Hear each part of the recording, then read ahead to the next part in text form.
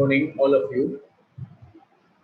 Today we are going to start our managed economics portion. Today's topic is our definition of managed economics, then what we mean by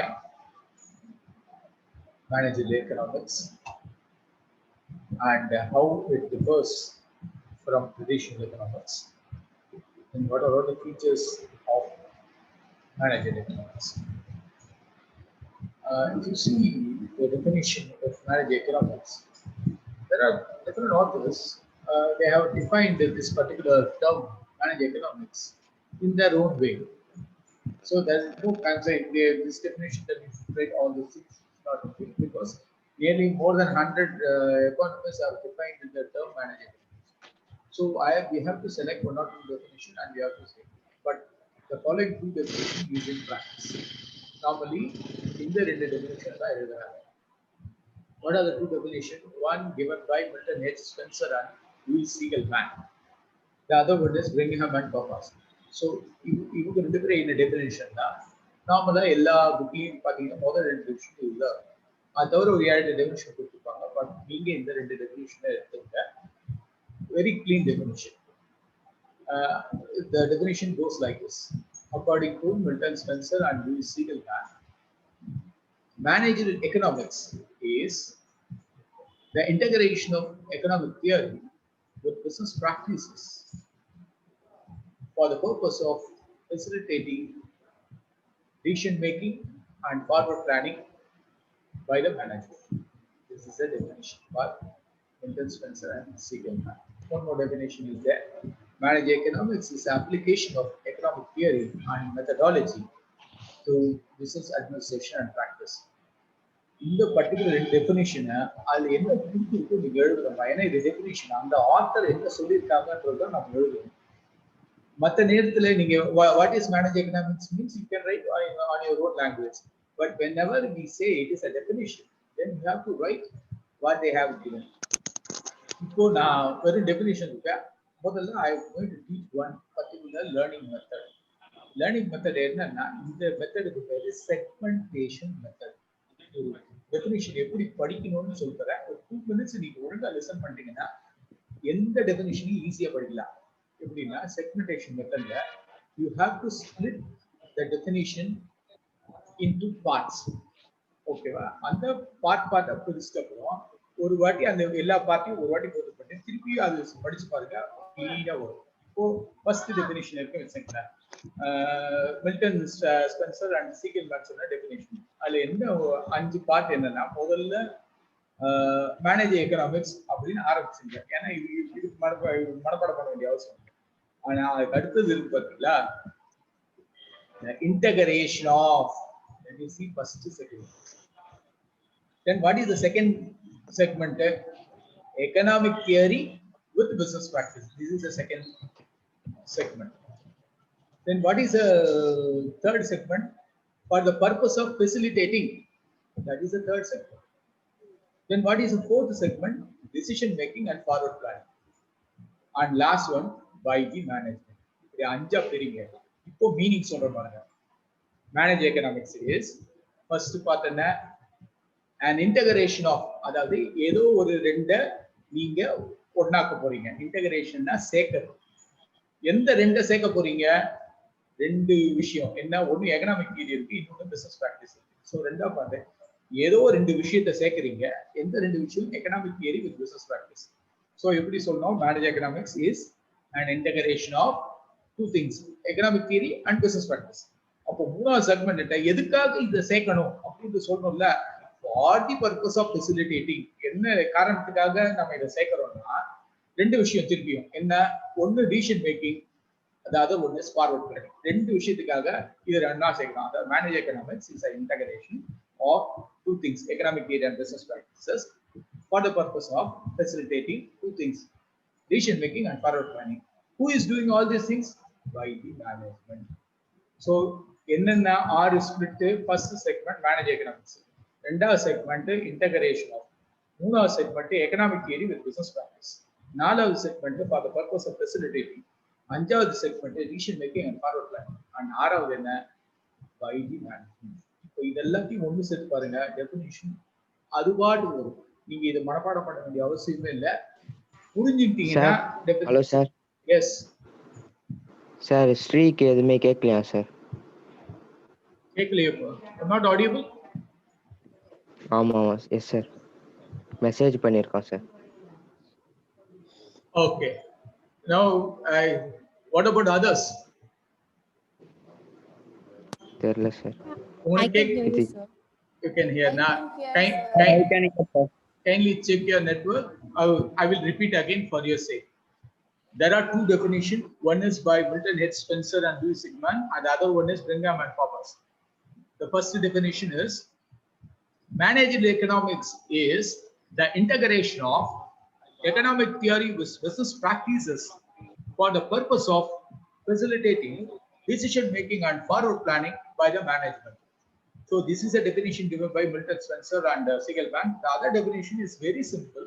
According to Brigham and Pappas, you should write managerial economics is the application of economic theory and methodology to business administration practices. This confirmed section A question. Each section A question carries 3 marks. So my suggestion is you have to write 3 different paras. 3 different paras in the sense the first para should give some introductory sentence. Introductory sentence means there are many authors have defined the managerial economics in different way. That's considered to be a first introductory sentence. So the following 2 definition will hold good.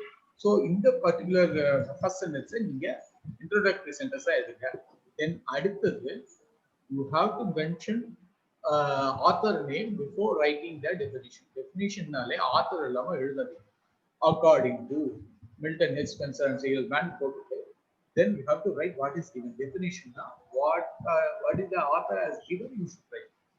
Enna இந்த 18 word is ரொம்ப easy. ஆற பிரிச்சு ஏற்கனவே சொல்லிட்டேன். Managerial economics is integration of what? 2 things. Economic theory with business practice. Why we are doing? For the purpose of facilitating. என்ன facilitate பண்ணணும்? Decision making you say forward planning. Forward planning implementation. Decision making and forward planning by the management. The definition confirm the நீங்க கண்ண மூடிட்டு answer எழுதிட்டு அப்புறம் question நம்பரை பண்ணலாம். ஏன்னா இந்த क्वेश्चन கன்ஃபார்ம் தான் இருக்கு क्वेश्चन பேப்பர்ல. ஏன்னா இந்த சப்ஜெக்ட்ல டெஃபினிஷன் கேட்காம எந்த क्वेश्चனும் வராது क्वेश्चन பேப்பர்ல. சோ இந்த பர்టిక్యులர் டெஃபினிஷன் எல்லாம் ஞாபகம். இன் அடிஷன் டு தட் ரெண்டாவது டெஃபினிஷன் எழுதிங்கன்னா மார்க் அரை மார்க் ஒரு மார்க் குறையாம ஃபுல் மார்க். ரெண்டாவது definition this is by Brigham and Pappas. What he said, managerial economics is application of economic theory and methodology of business administration practices. யாரோ unmute பண்ணாம இருக்காங்க, கொஞ்சம் தயவு செஞ்சு மியூட் பண்ணுங்க. இல்ல நான் மியூட் பண்ணணும்னா சொல்லுங்க, மியூட் பண்றேன். I think தருண் சார் என்ன கண்ணா அன்மியூட் பண்ணிக்கோ. அங்க பின்னாடி உங்களுக்கு சத்தம் எல்லாம் கேக்குது எனக்கு. அன்மியூட் பண்ணிட்டு ஓகே சார். ஓகேவா? This is a first section A question that you can definitely you can have. So ரெண்டாவது சும்மா டெஃபினிஷன் மட்டும் படிச்சா போதாது. அடுத்தது மேனேஜ் எக்கனாமிக்ஸ்னா என்னன்னு தெரிஞ்சுக்கணும்.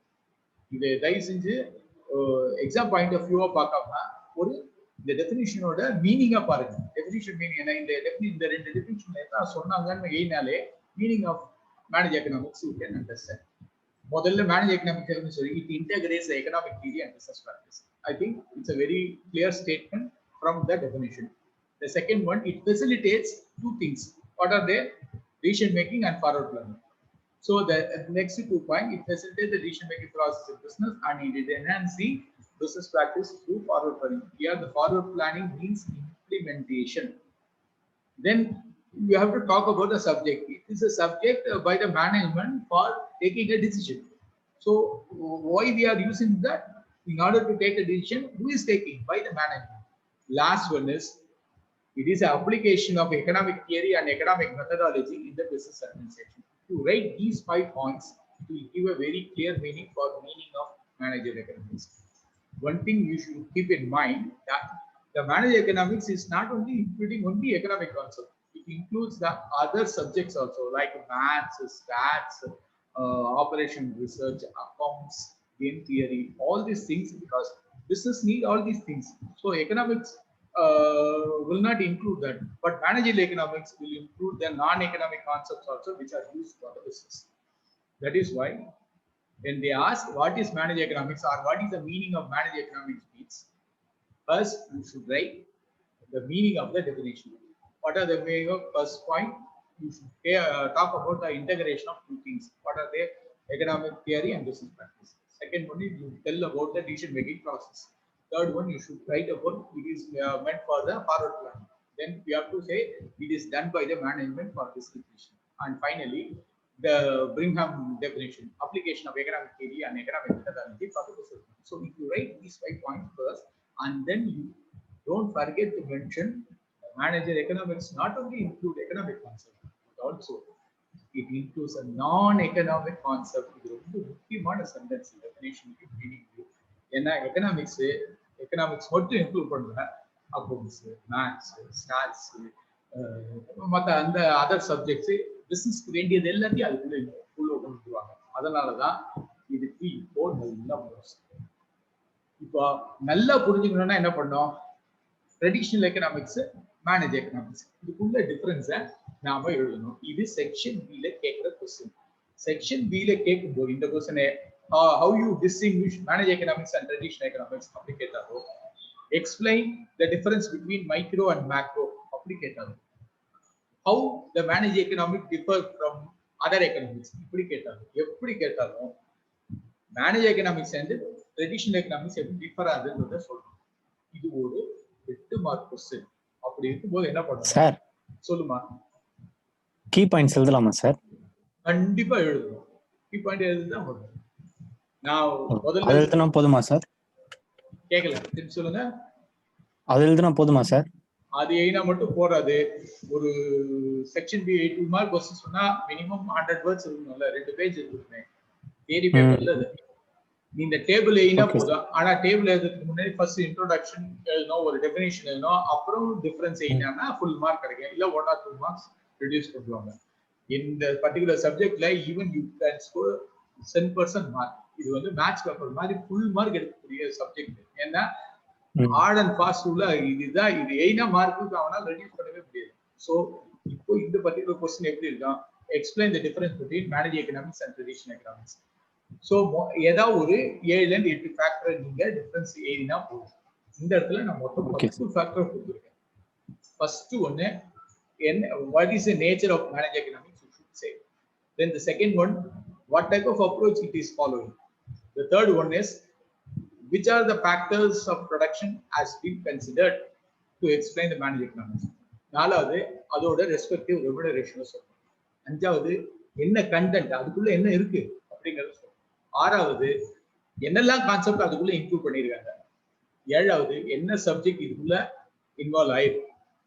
அதுக்கு அடுத்தது பர்பஸ் என்ன, இந்த மேனேஜ் எக்கனாமிக்ஸ் உருவாக்கினதுக்கான பர்பஸ் என்ன. அடுத்தது இது எப்படி மேக்ஸிமைசேஷன், மினிமைசேஷன், ஆப்டிமைசேஷன் எப்படி கொண்டு வராங்க. ஃபைனலா ஸ்கோப் ஆஃப் த சப்ஜெக்ட். இந்த 10 ஃபேக்டரை நான் கன்சிடர் பண்ணி டிஃபரன்ஸை சொல்லியிருக்கேன். இப்போ ஃபர்ஸ்ட் நேச்சரை பார்ப்போம். இந்த மேனேஜ் எக்கனாமிக்ஸ் ஒரு இண்டிவிஜுவல் டிசிஷன், ஒரு பிசினஸ் மேனோட டிசிஷனை பத்தி சொல்றாரு. அதனால it is micro in nature. Manage economics சொல்லிட்டா கண்ணு மூடிட்டு மைக்ரோ இன் நேச்சர் தான் சொல்லணும்.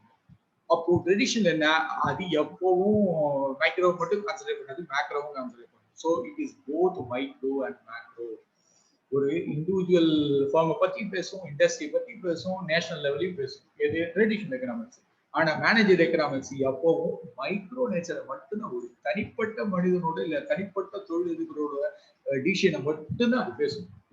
ஸோ முதல் டிஃபரன்ஸ் நேச்சர் சொல்லும் போது manager economics is micro in nature, whereas the traditional economics includes both micro and macro concept. அப்போ ரெண்டாவது அப்ரோச் சொல்லணும். What type of approach?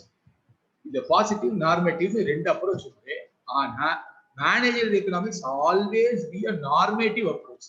ஆனா இங்க positive as well as not. எது ட்ரெடிஷன், ஏன்னா அது வந்து 1000 வருஷமா இருக்கு. இந்த மேனேஜ் எக்கனாமிக்ஸ் 40 வருஷமா தான் இருக்கு. நம்மளுக்கு பிராக்டிகலா தான் இருக்கிறது தான் பார்ப்போம். மூணாவது ஃபேக்டர் ஃபேக்டர்ஸ் ஆஃப் ப்ரொடக்ஷன் பத்தி சொல்றேன். உங்களுக்கு தெரியும் சொல்றேன். there are 4 factors of production are there. என்ன, land, labor, capital, organization. ஒரு சாதாரண எக்கனாமிக்ஸ் இந்த 4த்தையும் இன்க்ளூட் பண்ணிடும். லேண்டும் இன்க்ளூட் பண்ணணும், லேபர் இன்க்ளூட் பண்ணணும், கேபிட்டல் இன்க்ளூட் பண்ணணும், ஆர்கனைசேஷன் இன்க்ளூட் பண்ணணும். ஆனா மேனேஜ் எக்கனாமிக்ஸ் எல்லாத்தையும் இன்க்ளூட் பண்ணாது. அப்போ அது என்ன பண்ணுவோம், இந்த 4வது இருக்கு பாத்தீங்களா ஆர்கனைசேஷன், அதை மட்டும் தான் பார்ப்போம். ஒரு பிசினஸ்க்கு டிசிஷன் எடுக்கிறதுக்கு தான் இந்த சப்ஜெக்ட் யூஸ் ஆகும். எவ்வளவு பாப்புலேஷனு, என்ன டைப் ஆஃப் இண்டஸ்ட்ரி ஸ்டார்ட் பண்ணலாம், பாலிசி என்ன, இதெல்லாம் மேனேஜ் எக்கனாமிக்ஸ் டீல் பண்ணாது. இது வந்து ஒரு டூல், ஒரு பிசினஸ்ல டிசிஷன் எடுக்கிறதுக்கு இருக்கிற டூல். ஸோ அதனால manage economics deals only with one factor of production called administration or organisation. அப்போ ட்ரெடிஷனல் எக்கனாமிக்ஸ் என்ன சொன்னா, it deals with all factors of production, land, labour, capital and organisation. So இது ரொம்ப முக்கியமான difference. இப்போ இதோட ரெமுனரேஷனை சொல்றோம். லேண்டுக்கு என்ன கொடுப்போம், ரெண்ட் கொடுப்போம். லேபருக்கு வேஜ் கொடுப்போம். கேபிட்டலுக்கு இன்ட்ரெஸ்ட் பே பண்ணுவோம். ஆர்கனைசேஷனுக்கு ப்ராஃபிட் பண்ணுவோம். ஸோ ட்ரெடிஷனல் எக்கனாமிக்ஸ் பார்த்தீங்கன்னா it includes all theories, land related, labour related, capital related, எல்லாமே வரும். அதுக்கேற்ற மாதிரி rent theory, wage theory, interest theory, profit analysis எல்லாம் வரும். ஆனா மேனேஜர் எக்கனாமிக்ஸ் பார்த்தீங்கன்னா நம்ம வெறும் ஆர்கனைசேஷன் அட்மினிஸ்ட்ரேஷன் மட்டும் தான் பார்க்கணும். வெறும் ப்ராஃபிட்டை மட்டும் தான் பேச, எனக்கு லாபமா இல்லையா அவ்வளவுதான். நஷ்டம் வரும்னா செய்ய மாட்டேன், லாபம் வரும்னா செய்யணும். அந்த லாபம் வரும் செய்யறதுக்கு என்ன அடிஷன் எடுக்கும், அதுதான் மேனேஜ் எக்கனாமிக்ஸ் சொல்லி. இப்போ கடைசியா 4th பாயிண்ட் எப்போ தியரியா பிராக்டிகலா, இந்த சப்ஜெக்ட் முதல் 4 பாயிண்ட் வச்சு சொல்லிடலாம். Manage economics only the practical aspects of the economics, that too for the business. வெறும் பிராக்டிகலா எது அப்ளை பண்ண முடியுமோ அதை மட்டும் தான் மேனேஜ் எக்கனாமிக்ஸ் எடுத்துக்கணும். தியரி அந்த தூக்கி. அப்போ traditional includes both theory as well as practical aspects. அதுக்கு அடுத்தது என்ன கான்செப்ட் இன்க்ளூட் பண்ணுது, நான் ஏற்கனவே சொல்லியிருக்கேன். Manage economics include both economic concept as well as நான் எக்கனாமிக் கான்செப்ட்ஸ். ஆனா எக்கனாமிக்ஸை பொறுத்த வரைக்கும் எக்கனாமிக் கான்செப்ட் மட்டும் தான் வரும். நான் எக்கனாமிக்ஸ் வந்துட்டா அது மேனேஜர் ஆயிடும். ஸோ இதுதான் இதோட மிகப்பெரிய பலம். என்ன, manager economics include economic concept, நான் எக்கனாமிக் கான்செப்ட். அடுத்தது சப்ஜெக்டை பத்தி பேசுவோம். சப்ஜெக்ட் என்ன வரும், it include many topics from the other subjects which are useful for the பிசினஸ்க்கு ஏதாவது தேவையா இருக்கிறது, அது மேத்ஸ்லயோ, ஸ்டாட்ஸ்லயோ, ஹெச்ஆர்லயோ, ப்ரொடக்ஷன்லயோ, இல்ல மெட்டீரியலையோ, ஏதாவது எந்த டிஃப்ரெண்ட் சப்ஜெக்ட்ஸ் எதுல இருந்தாலும் பிசினஸ்க்கு தேவையா இருக்கு அப்படின்னா அதை எடுத்து மேனேஜ் எக்கனாமிக்ஸ் இது என்னோட சப்ஜெக்ட்னு சொல்லிடுவோம். ஆனா ட்ரெடிஷனல் எக்கனாமிக்ஸ் அதெல்லாம் செய்யாது. இதுக்கு அதுக்குன்னு சில ஹார்ட் அண்ட் ஃபாஸ்ட் ரூல் வச்சிருக்கு. எக்கனாமிக் தியரி, எக்கனாமிக் பிராக்டிஸ் இருந்தா மட்டும்தான் இருக்கும். வேற ஏதாவது சப்ஜெக்ட்னா அது எக்கனாமிக்ஸ் இல்ல சொல்லிடுவோம். Maybe mother of all subject, but still அதோட எக்கனாமிக் தியரி, அதோட லாப நஷ்டம், லேண்ட், லேபர், கேபிட்டல், அது உள்ளது ஏதோ அது மட்டும் தான் இருக்கு. இப்போ அடுத்த பாயிண்ட் பாத்தீங்கன்னா purpose of the subject, the aim of the subject. The aim of managed economics is to make effective decision making in business. இதோட ஒரே பர்பஸ் என்ன, பிசினஸ்ல எப்படி டிசிஷன் நாம எடுக்கிறது, அதுக்கு மட்டும்தான் ஹெல்ப் பண்ணும். ஆனா ட்ரெடிஷனல் எக்கனாமிக்ஸ் அப்படி இல்லை. அதோட aim sky is the limit. ஏன்னா டெவலப்மெண்ட் பத்தி பேசணும், growth பத்தி பேசணும், லேபரை பத்தி பேசணும், கேபிட்டல் பத்தி பேசணும், இன்வெஸ்ட்மெண்ட் பத்தி பேசணும், டிமாண்ட் பத்தி பேசணும். டிஃப்ரெண்ட் டைப் ஆஃப் மேக்ரோ இருக்கும், பிசிக்கல் இருக்கும், லேபர் எக்கனாமிக்ஸ் இருக்கும், ஹியூமன் ரிசோர்ஸ் இருக்கும். ஸோ என்னெல்லாம் டைப் ஆஃப் எக்கனாமிக்ஸ் இருக்கோ அதெல்லாம் அந்த ட்ரெடிஷன் இருக்கும். அதோட எய்ம் பார்த்தீங்கன்னா it is sky is the limit. ஆனா மேனேஜ் எக்கனாமிக்ஸுக்கு கன்ஃபைன் பண்ணி சொல்லலாம், ஒரு பிசினஸ்ல டிசிஷன் எடுக்கிறதுக்கு மட்டும்தான் இந்த சப்ஜெக்ட் யூஸ். அதனாலதான் இது இன்னமும் நல்ல வரவேற்பு வந்ததுக்கு காரணம் இதுதான். ரெண்டாவது ஆப்டிமைசேஷன், அது மினிமைசேஷன், மேக்ஸிமைசேஷன் பேர் தான் ஆப்டிமைசேஷன் சொல்றாங்க. The main object of managed economics is to maximize the profit and minimize the cost. ரெண்டு உத்திகளை தான் கையாளும். ஒன்னா லாபத்தை அதிகரிக்கும், இல்ல செலவை குறைக்கும். அதுக்கு என்ன, அதுக்குதான் டிசிஷன். ஆனா அப்படி கிடையாது இதுல எக்கனாமிக்ஸ்ல. It talks about the social welfare, developmental activity, public health அப்படின்னு என்னெல்லாமோ அப்படி போகும். அதனால ட்ரெடிஷனல் எக்கனாமிக்ஸ் கன்ஃபைன் பண்ணி சொல்ல முடியுது. ஆனா மேனேஜ் எக்கனாமிக்ஸ் கன்ஃபைன் பண்ணி சொல்லலாம். ஒன்னா நான் லாபத்தை அதிகரிக்கணும், இல்ல செலவை குறைக்கணும். So maximising the profit or minimising cost is the main object of manage economics. இப்போ இந்த 9 பாயிண்ட் வச்சு ஈஸியா சொல்லிடலாம் ஸ்கோப் என்னென்ன. Scope of managed economics is very limited when you compare with the traditional economics. ஏன்னா traditional economics கிட்டத்தட்ட 30 type of economics அது involve ஆயிருக்கு. எல்லா கான்செப்டையும் இன்க்ளூட் பண்ணுது. அதனால அதுக்கு தான் ஸ்கோப் ஜாஸ்தி. மேனேஜ் எக்கனாமிக்ஸ்க்கு ஸ்கோப் ரொம்ப கம்மி. ஏன்னா ஒரு ஒரு பிசினஸ்மேன் மட்டும் தான் யூஸ் ஆகும். So suppose if they ask a section B question, first you write one introductory para and then write the definition. You say the definition, for your sake I will repeat. According to Spencer and Siegelman, managed economics is an integration of என்ன ரெண்டு கரெக்டா சொல்லுங்க, economic theory with business practices. எதுக்காக? For the purpose of facilitating. எதுக்காக? ரெண்டு விஷயம், decision making and forward planning. Who is doing? By the manager to write that particular sentence. Then you write this particular table and finally conclude the scope of managed economics limited with the business decision making, and the scope of decision economics is very wide as it involves a number of economic theories. இப்போ அடுத்த லெவலுக்கு போலாம். அடுத்த லெவலுக்கு என்ன? இதே இதுல ஒரு எக்ஸ்ட்ராக்ஷன் தான். ஃபர்ஸ்ட் காலம் எடுத்தீங்க பாத்தீங்களா, ரெண்டாவது காலம் மேனேஜ் எக்கனாமிக்ஸ் இருக்கு பாத்தீங்களா, அது இருக்கிறது மட்டும் என்ன, அதுக்கு பேர் features. Features of manage. What are the features of manage economics அப்படின்னா, அந்த டேபிள்ல இருக்கிற நடு காலம் இருக்கு பாத்தீங்களா, அதுதான் நேச்சர் ஆர் ஃபீச்சர். என்ன? Manage economics is practical, realistic and pragmatic for the business. இது வந்து அது வெறும் பிராக்டிகல் சப்ஜெக்ட் மட்டும் தான் இன்க்ளூட் பண்ணுது. எது தேவையோ அது மட்டும் தான் எடுத்துக்கும். இதனால கண்டிப்பா லாபம் வரும். செகண்ட் ஃபீச்சர் என்ன? It is a science for business practice in decision making process. Economics arts and science, ஆனா மேனேஜ் எக்கனாமிக்ஸ் பியூர் சயின்ஸ். அதை நல்லா புரிஞ்சுக்கணும். அப்போ மூணாவது ஃபீச்சர் என்ன சொல்லலாம்? இது தியரி, பிராக்டிக்கல் எல்லாத்தையும் எடுத்து டிசிஷன் மேக்கிங் ஒரு தியரியா பிராக்டிக்கலா மாற்றி விடும். நாலாவது, it is micro in nature as it provides room for the number of micro will aggregate to macro. So manage economics நல்லா ஸ்டடி பண்ணிட்டாங்கன்னா மேக்ரோ எக்கனாமிக்ஸ் படிக்கிறது ரொம்ப ஈஸி. ஏன்னா ஒரு இண்டிவிஜுவல்ல இப்போ சுகர் அண்ட் நடந்த இண்டஸ்ட்ரி சொல்லுமா. Ruben can't hear you, sir. Come again. என்னால ஃபாலோ பண்ண முடியல. ரூபன் சார், உங்க வாய்ஸ் அவனுக்கு கேட்க மாட்டேதான். நிறைய ட்ரை பண்ணிட்டாங்க. அவருக்கு தான், ஏன்னா மற்ற 10 பேர் கேக்குதுமா, அவருக்கு மட்டும் கேட்கலன்னா ஏதோ அவரோட எலக்ட்ரானிக் ஆப்ல ப்ராப்ளம்லாம் இல்ல நெட்வொர்க்ல ப்ராப்ளம் இருக்கலாம். Okay. So these are the features of managerial economics. So இன்னைக்கு பொறுத்த வரைக்கும் நம்ம இன்னைக்கு 4 क्वेश्चन பார்த்தோம்.